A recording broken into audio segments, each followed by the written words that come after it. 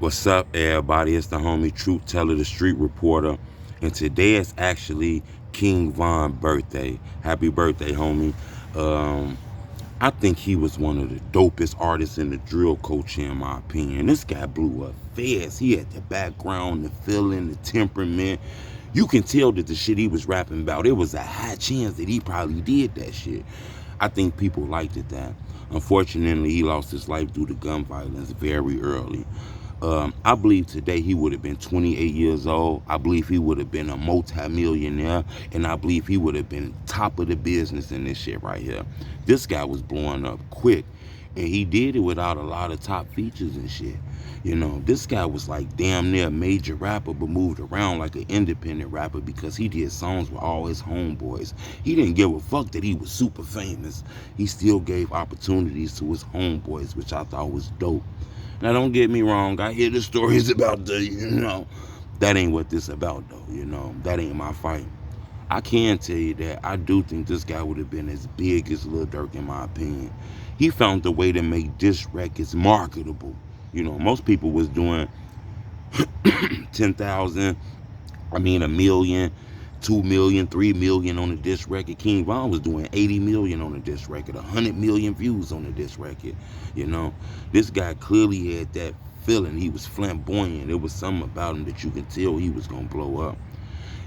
It's things about him though, and the things about that day when he lost his life that still concern me. The fact that, the guy lost his life with the knuckles in the air. I don't think people realize that. You hear all the stories of the monster, the goon, but when business came to business, he put them guns down and put them knuckles up. I don't think people realize that. That's no disrespect to Quando Rondo or Lil Tim, but Buddy came with the knuckles. And in my opinion, he wasn't trying to kill Quando Rondo that day. This was some rappers who got into it that was finna knuckle up, and the shit was gonna be all on the internet. I think we all know that. But I understand it. Sometimes you don't know what's going on. You got to get home to your family. These are strangers. Shit happened. Tim ended up shooting. The crazy part is King Von lost his life by a guy he never met before, never even knew of, nothing like that.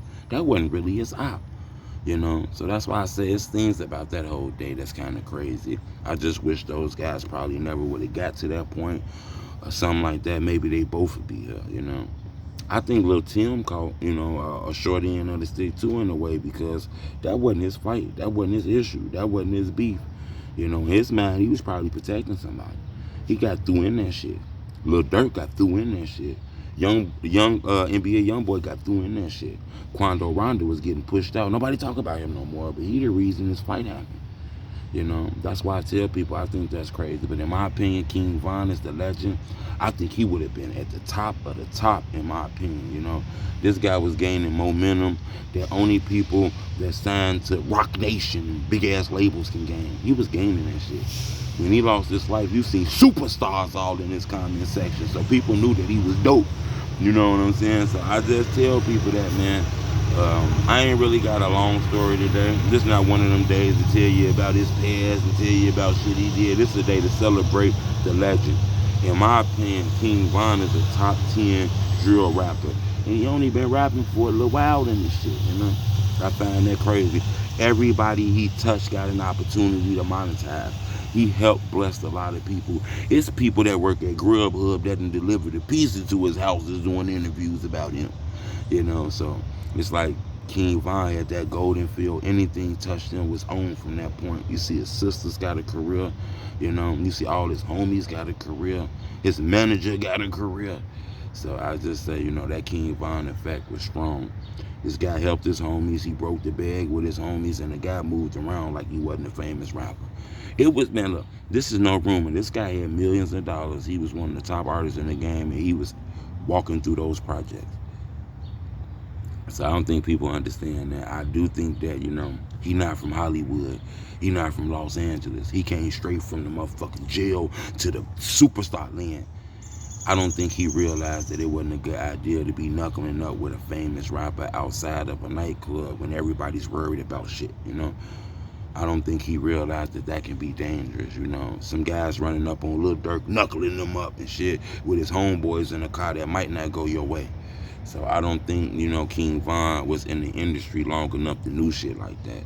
I think maybe if he would have had, maybe somebody around him at the moment that probably could say, "Oh no, bro, you're not doing hell, no, bro. You get your ass back in the car."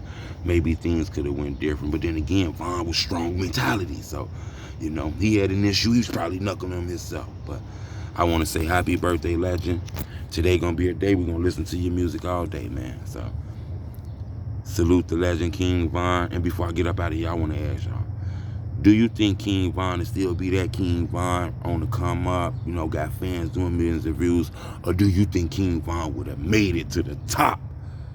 I want to know what you think. Leave a comment. It's the homie truth. Blah.